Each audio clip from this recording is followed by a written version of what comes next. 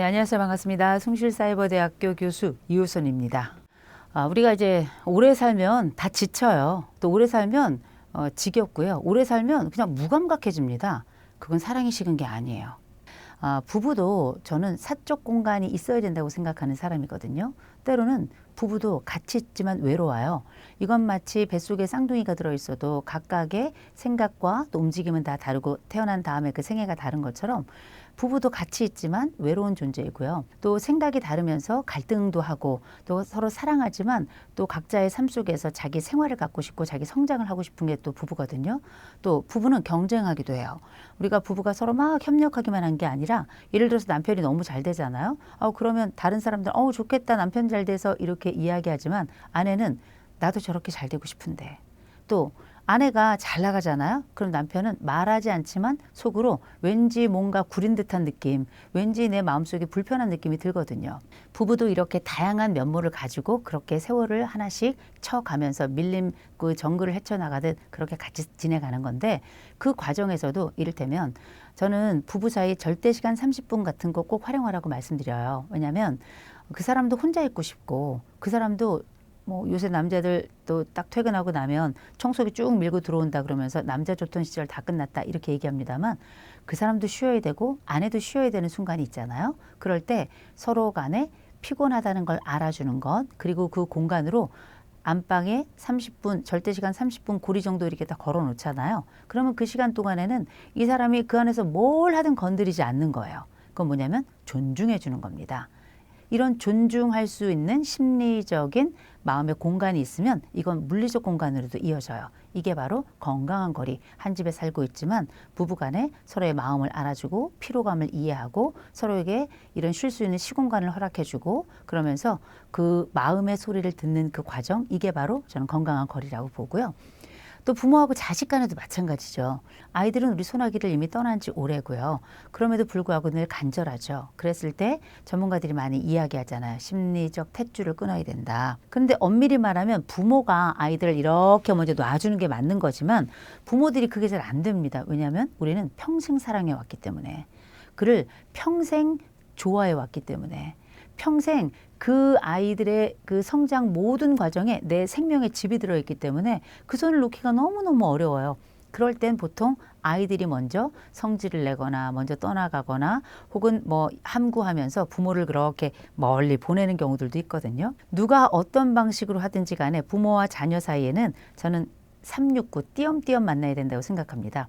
그래야 정서적으로 서로 치대지 않아요.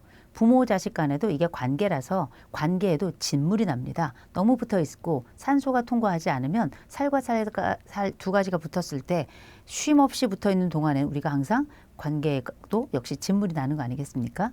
그래서 부모와 자녀 사이에도 이제 아이들이 꽤 컸다면 제가 이런 말씀 드려요. 옆집 총각 보듯 하라고. 옆집 총각 우리한테 인사만 해줘도 얼마나 고마워요. 엘리베이터 문 버튼 한번 이렇게 눌러주잖아요. 하루에 3번씩 절합니다. 그 얘기는 뭐냐면 옆집 총각 보듯 지랄한 얘기는 뭐냐면 아이들의 독립을 인정하시고요. 그리고 어떻게 live your life. 여러분의 삶을 사셔야 돼요. 여러분은 성인으로 여러분의 삶을 사셔야 여러분 자녀도 성인으로 그들의 삶을 살 수 있거든요. 그들의 삶을 살도록 내가 답답하고 다가가고 싶어 미치겠지만 이렇게 멀리서 바라보는 그 사랑. 저는 이런 사랑을 차가운 사랑이라고 부릅니다. 그를 사랑하지 않는 것이 아니라 어쩌면 옛날에 우리 엄마가 내 손을 붙들고 가던 그 따뜻한 온도의 손은 어디 갔나 싶게 기다리는 자녀들도 있거든요. 그러나 오히려 밀어내셔야 돼요. 부모가 자식을 키울 때의 목적은 아주 단일합니다. 전 세계의 사람들이 다 똑같아요. 독립적이고 민주적인 시민으로 이 아이를 키우는 거거든요. 그중에 넘버원은 독립성입니다. 아이들은 독립적이어야 되고 그렇게 부모 없이도 힘차게 살아가도록 부모들은 때로는 이렇게 차가운 사랑을 해야 될 텐데 그건 밀어내고 욕을 하고 이런 것이 아니고요. 그가 내 옆에 오지 않더라도 섭섭하지 말 것. 또 내가 그에게 직접 이 시간에 달려가지 못하더라도 그래서 때로는 그 눈물방울이 뚝 떨어지더라도 조금은 견뎌줄 것. 그게 어쩌면 성인기계 부모가 그들과 건강한 거리를 유지하면서 그들과 아름답게 그러나 차갑게 사랑하는 방식이다. 이렇게 말씀드리고 싶습니다. 정으로 산다. 의리로 산다. 우린 전우회야. 이런 얘기 하잖아요. 사랑은 여러 가지 이름을 갖고 있습니다. 누군가는 이걸 친절함이라고 부르고요. 누군가는 고마움이라고 부르고요. 누군가는 이 사람이 나와 함께 살아가는 그 모든 순간에 별일 없었어? 이걸 우리는 또 사랑이라고 부르는 거예요. 또 다른 의미로 재미삼아 우리가 부르는 게 의리였던 거고, 재미삼아 불렀던 게 뭐 평생 왼수 이렇게 불렀던 거거든요. 사랑이 어떻게 변하니? 그런데 전 변한다고 생각합니다. 온도도 살짝 변하고요. 그 이름도 살짝 변하고요. 그리고 우리가 바라보는 시선이 달라지기 때문에 그 사람이 가지고 있는 그 시선이 우리가 눈도 나빠지고 또 청력도 잘 안 들리잖아요. 사랑도 그렇게 눈에 비치는 것도 달라지고 귀에 들리는 것도 달라지는 거거든요. 그런데 분명한 건 나이 들어서 우리가 이혼도 뭐 할 수 있고 조론도 할 수 있고 수많은 부부 사이에 있었던 그 말할 수 없는 그 고통의 역사들 말로 할 수가 없을 정도로 집집마다 또 다 다르고 고통의 절대값은 또 본인의 것이니까 지금까지 겪어왔던 과거를 돌아보면 정말 안타까운 인생, 내가 왜 이 사람하고 계속 사나 이런 생각이 있을 수 있어요. 그래서 저는 이런 말씀을 드립니다. 혹시 결혼을 하신 분들이라면 이 모든 관계 속에 우리가 고통이 얼마나 크게 또 얼마나 자주 잡았는가 한 번쯤 좀 돌아보게 되잖아요. 생각하면 다 지난 건 다 고통이고 남은 건 한숨 같단 말이에요. 그런데 다시 한번 생각해 보면 어쩌면 우리는 그때 손가락을 꺼내 들어야 됩니다. 이 손가락이라는 건 뭐냐면 그때 그 시절에 우리에게는 어떤 좋은 일이 있었는가에 대해서 유물을 발굴하듯이 찾아내야 돼요. 인간이라고 하는 뇌가 어떻게 생겨 먹었냐면 아주 방어적입니다. 그래서 고통을 인지하고 다음번에 그 고통의 순간이 왔을 때 내가 이걸 어떻게 방어할 것인가 여기에 일차적으로 반응하게끔 돼 있는 게 인간의 뇌예요. 그래서 기쁨은 순삭이고 고통은 연구하거든요. 그래서 기억하실 것 제일 먼저 우리에게는 고통만 있었던 것은 아니었다라는 거 먼저 말씀드리고요. 두 번째로는 우리를 여기까지 오게끔 한 힘은 무엇일까? 이걸 한번 생각해 보셔야 돼요. 가끔 사람은 현재에 충실하기 때문에 과거에 이어지는 시간 속에서 도대체 무엇이 나를 나답게 만들고 너를 너답게 만들었는가 그리고 우리를 어떤 것이 여기까지 오게 했는가 생각하지 않는 분들 많이 계시거든요. 되게 중요한 겁니다. 어쩌면 우리는 이 사람이 얼굴이 잘생겨서 여기까지 왔을 수도 있어요. 아니 이 사람이 음식을 너무 맛있게 해서 여기까지 왔을 수도 있어요. 이 사람은 친절해서 왔을 수도 있어요. 아이들의 엄마라서 아이들의 아빠라서 때로는 어떻게 이 사람이 돈이 많아서 땡큐죠. 그러면 여러 가지 이유가 있을 수 있겠지만 그걸 모아서 다 뭐라고 부르냐면 최악의 순간에도 부정할 수 없는 이 사람만의 장점이라고 저는 얘기를 해요. 우리가 이 사람의 희노애락을 다 보고 그 다음 앞뒤 좌우 가려가면서 못난이 지점 다 보면서 여기까지 온 거거든요. 10년, 20년, 30년, 40년 숱한 세월 지나면서 부부가 계속 서로를 지켜보면서 여기까지 온 건데 이런 모든 지점에 이 사람만이 가지고 있는 그래도 이 인간이 또 이건 있어 이게 분명히 있었을 거예요. 그런 거 하나 없으면 오기가 어렵습니다. 그렇죠? 다만 이 시점에 우리가 기억해야 될 건 뭐냐면 그 사람도 나를 견뎌주었다는 거예요. 나만 견딘 게 아니고요. 그 사람도 나를 견뎌주었다는 걸 꼭 기억해야 됩니다. 내가 볼 땐 이 사람이 결점투성이인 사람인 것 같지만 어쩌면 그건 내 눈동자의 흠 때문이었을 것이다. 또 이 사람이 나에게는 아무것도 해주지 않은 사람, 나에게는 늘 고통만 주었던 사람이라고 생각하지만 어쩌면 나도 그에게 칼날을 들이댔을 것이다. 근데 절대값 자체가 나쁜 사람들도 있긴 있어요.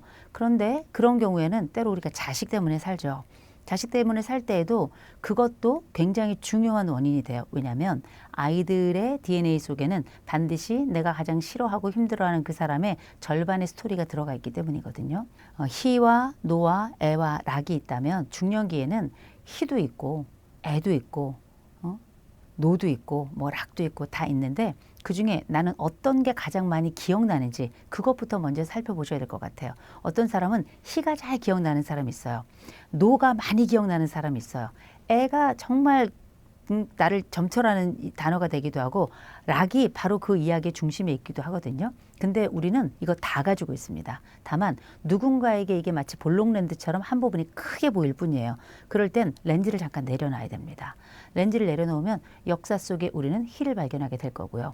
그 세월 속에 우리는 또 락을 발견하게 될 거고요. 우리가 또 락만 있고 희만 있나요? 또 가만히 살펴보면 그중에 애와 노도 있었는데 우리 이거 잘 극복한 사람이거든요. 갱년기가 된다는 건 말 그대로 갱연, 다시금 한 번 더 반복한다. 갱이라는 게 또 개선한다. 또 이런 의미도 가지고 있을 거예요. 부부관계는 갱년기 때가 저는 가장 위태롭고 가장 중요한 시기라고 생각을 해요. 왜냐하면 돌아보니 그 세월 속에 이 사람은 나에게 누구였는가를 물어보는 아주 절호의 시기거든요. 우리가 알고 있는 그 남자, 내가 알고 있던 그 여자, 이미 늙어서 흰머리 희끗희끗하고 머리는 숭숭 빠지고 그리고 알고 있던 그 모든 순간의 아름다움은 다른 모습으로 바뀌었지만 그 다른 모습으로 바뀐 그 모든 순간에 희와 노와 애와 락의 순간을 딱 가져가잖아요. 그러면 우리에게 무슨 일이 생기냐면 고마움이 생겨납니다. 아, 이 사람이 이런 지점에 나를 참아줬구나. 이 사람이 이런 지점에 정말 최악의 순간이었는데도 그래도 버텨줬구나. 뭐 형편없는 사람인데 그래도 돈은 벌어다 줘서 우리 애들 키울 수 있었구나. 이러한 작고 큰 고마움의 순간들이 나타나거든요. 그리고 이 사람에 대한 기여도 또 생각나게 될 겁니다. 아, 이때 이 사람이 했던 그 많은 것들 중에 이 순간 진짜 고마웠어. 이 순간이 그때 이 사람이 없었으면 그때 딱 나서줘서 그때 우리 집 살았잖아. 요런 순간들, 아이들 키우고 어려운 순간에, 시댁 식구와의 어려운 순간에, 또 처가와의 어려운 순간에 내 처가, 내 남편이 그 순간에 나이가 어떻게 해주었는가, 이런 수많은 이야기들이 다 뭐냐면 일련의 기여들이에요. 우리가 사는 게 다 소소합니다. 우리라는 인간이 원래 소소한 인간이잖아요. 그 소소한 내 인생 역사에 작고 큰 기둥이자 버팀목이 돼줬던 그 모든 순간이 다 그 사람이 나에게 해준 기여점이거든요. 이런 기여점을 발견하게 되고 그 한 지점만 딱 짚어서 그때 자기가 당신이 애 아빠가 이렇게 해준 거 정말 지금 생각해도 대단한 것 같아. 요 한마디 말로도 우리는 앞으로 남은 부부 생활 30년, 40년, 50년의 역사를 또 한 번 만들어갈 수 있을 거예요. 또 한 가지는 우리가 갱년기가 된다는 건 또한 위태로움이 우리에게도 오는 겁니다. 이때 또 이혼도 많이 하거든요. 근데 이혼을 하는 분들이 보면 몇 가지 특징들이 있어요. 진짜 이혼해란 말 많이 하고요. 그리고 자기의 고통에 완전히 몰입해서 타인을 완벽한 가해자로 만듭니다. 이 가해자로 만들 때 생각해 보면 뭐 상대가 잘못한 것도 많이 있죠. 근데 이 가해자의 지점과 피해자의 지점으로 넘어가면 우리는 거기서 헤어나올 길이 없어요. 네, 제가 이런 말씀 드릴게요. 부부싸움을 할 때도 기술이 있습니다. 어떤 것을 생각하셔야 되냐면 우리의 이 싸움이 이혼을 위한 싸움이 아니라는 걸 기억하셔야 돼요. 우리가 어떤 부부싸움을 할 때에도 반드시 우리는 어떤 문제를 해결하기 위해서 이 부부싸움에 들어섰다는 걸 기억하고 우리의 목표는 이 문제에 대한 해결이라는 걸 잊으면 안 됩니다. 그러니까 어떻게? 확전해서도 안 되고요. 그러니까 어떻게? 우리가 만나서 서로 얘기하고 있는 이 사람의 말하는 투나 혹은 장단점이 지금 이 우리 핵심 주제하고 연결되어 있는지를 잘 살펴보셔야 돼요. 그래서 때로는 조금 기분 나쁘고 때로는 주제를 잃은 순간이 있을 수 있겠지만 누군가 하나는 길을 찾아서 그 길을 같이 잘 걸어갈 수 있도록 주제를 잘 찾아내는 거 굉장히 중요할 겁니다. 우리가 이제 자기계발서 같은 거 읽잖아요. 그러면 그 자기계발서 중에는 네 자신을 잘 살피고 돌보고 또 너를 굉장히 소중하게 여기는 게 지금 이 시점에 네가 해야 될 일이다. 이렇게 연사들이 많이 이런 얘기를 쏟아내요. 근데 어떤 분들 중에는 말 그대로 이걸 딱 읽고 내가 완전히 감동했어. 그래, 내가 나를 너무 무시했어. 나라는 사람이 정말 나 없이 살았던 것 같아. 그래서 이제 나를 챙기겠어 하면서 다른 모든 것들을 다 제끼고 내 자신에게 몰입하는 분들 계시거든요. 이런 분들은 보통 보잖아요. 바람을 잘 못 펴요. 왜냐하면 이런 분들은 사랑이 하나인 거예요. 내가 A라는 사람을 사랑하잖아요. 그러면 B라는 사람을 동시에 사랑할 수가 없어요. 그래가지고 네 자신을 사랑해라 그러면 그때부터 남편을 제끼고 이제 내가 내 사랑의 대상이 되는 거거든요. 어쩌면 사랑이 하나라서 여러 가지를 동시다발적으로 멀티로 하지 못하는 경향도 있긴 있어요. 근데 거의 대부분 자기 사랑을 해본 적이 없어서 자기 사랑에 매몰되기보다는 그 낯선 지경에 시간이 좀 걸리느라 사실은 다른 뭐 남편, 뭐 자식들에 대해서 조금 소홀한처럼 느껴질 수 있거든요. 근데 시간이 좀 걸릴 뿐이지 이런 분들은 금방 다시 돌아옵니다. 왜냐하면 자기 사랑이 낯설어요. 그리고 그 사랑을 오래 해본 적이 없어서 남만 주구장창 사랑했지 자기 사랑을 오래 해본 적이 없어서 금방 돌아오는데 저는 이런 말씀 드립니다. 여인들 같은 경우는 인생이 멀티예요. 그래서 우리는 애 업고 애 얼르면서 다리미질 하면서 발로는 바깥에서 불어들어오는 바람 때문에 이거저거 날릴까 봐 선풍기도 끌 줄 알고 그러면서 한쪽으로 고개를 옆으로 숙여가지고 전화도 받으면서 이런 역할 다 했었거든요. 이거는 뭐냐면 멀티태스킹, 곧 여러 가지 일을 동시다발적으로 처리할 수 있는 능력이 있다는 거예요. 그런데 사랑하는 일은 조금 달라요. 일은 해내는 거고요. 사랑은 하는 거거든요. 그래서 어떤 일을 사랑할 때는 두 가지를 좀 기준으로 기억하시면 좋아요. 하나는 뭐냐면 인간에게는 이기성과 이기주의라는 게 있습니다. 이기성이라고 하는 건 사람이라면 누구든지 가지고 있는 자기를 보호하는 일종의 기제예요. 그래서 이기성이라고 하는 건 전 나쁘게 보지 않습니다. 누구나 다 이기성을 가지고 있고요. 그런데 이기주의는 달라요. 이기주의라는 건 뭐냐면 오롯이 다른 사람을 다 제치고 다른 사람을 다 희생시켜서라도 내 것을 해내겠다, 해내고야 말겠다라고 하는 일관성 있는 신념을 저는 이기주의라고 그렇게 정의를 해요. 그러니 이기성이라고 하는 건 최소한의 나를 보호하는 장치라면 이기주의라고 하는 건 다른 모든 것들을 뒤덮으면서 자기를 그 위에다 색칠하는 방식이에요. 나는 이기성인가 이기주의인가? 이기성은 대단히 건강하다고 생각합니다. 그래서 나의 행동이나 혹은 나의 말이나 나의 선택이 이기주의가 되지 않도록 이렇게 내려다보고 경계를 그을 줄 아는 것, 저는 그게 어른이라고 생각을 해요. 또 하나 우리가 기억해야 될 게 있습니다. 우리가 이집트 신화를 보잖아요. 그러면 이런 얘기가 나와요. 사람이 죽으면 신 앞에 선대요. 신 앞에 딱 섰을 때 신이 두 가지 질문을 한답니다. 그리고 이 두 가지 질문에 긍정적 답변을 하면 이 사람은 천당을 가고 그렇지 않으면 이제 다른 곳을 간다는 거예요. 그 두 가지 질문이 뭐냐면 바로 이런 질문입니다. 너는 너의 인생이 너에게 기쁨이었니? 그리고 너의 그 기쁨이 다른 사람에게도 기쁨이었니? 이 두 가지 질문을 한다는 거예요. 이거 참 의미심장하죠? 어쩌면 우리는 내 인생이 나에게 기쁨인지를 살펴보는 거 굉장히 중요한 과정인데 그 기쁨이 다른 사람에게도 동시에 기쁨이어야 우리는 성인이다. 다른 사람에게도 이런 기쁨이 함께 공유될 때 우리는 건강한 삶을 사는 것이다 라고 저는 이집트 신화를 그렇게 해석을 합니다. 그래서 때로는 우리가 가족에게 소홀할 순간도 있고요. 때로는 내 자신에게 뭔가를 좀 해주고 싶어서 가족 간의 거리를 좀 일부러 두는 경우들도 있어요.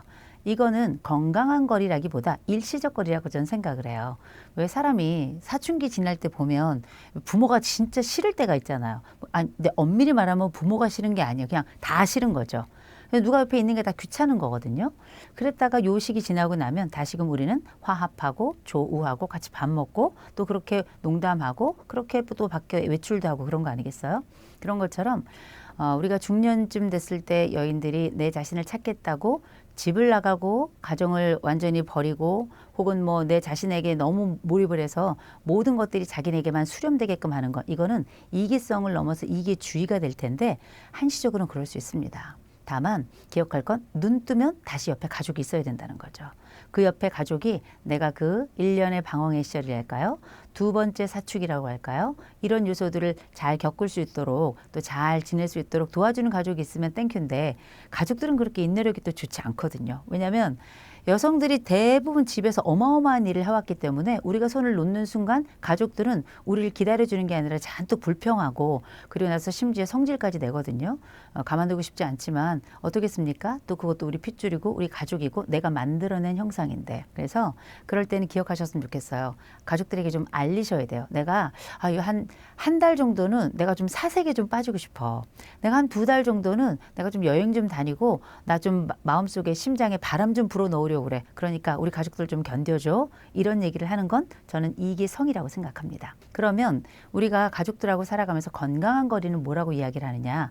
건강한 거리, 이를테면 부모와의 건강한 거리도 있고 부부 사이의 건강한 거리도 있고 부모와 자녀 사이에 또 건강한 거리가 있어요. 나와 내 부모 사이의 건강한 거리라고 하는 건 내 부모가 나에게 너무 밀착되지 않고 나도 내 부모에게 너무 목매지 않으면서 서로 도움을 주고받는 관계라면 이건 건강한 거리가 될 수 있어요. 그래서 옆에 딱 붙어 있더라도 서로에게 사생활을 인정해주고 특별히 그 사람들이 가지고 있는 삶의 여러 주요한 지점들, 특별히 신념이나 이런 것들을 좀 잘 지켜주는 거. 요새 뭐 정치적으로 뭐 이런저런 말이 많은데 싸우지 마시고 그냥 그러겠거니 하고 두셔도 전 이것도 건강한 거리라고 생각을 해요. 또 한 가지.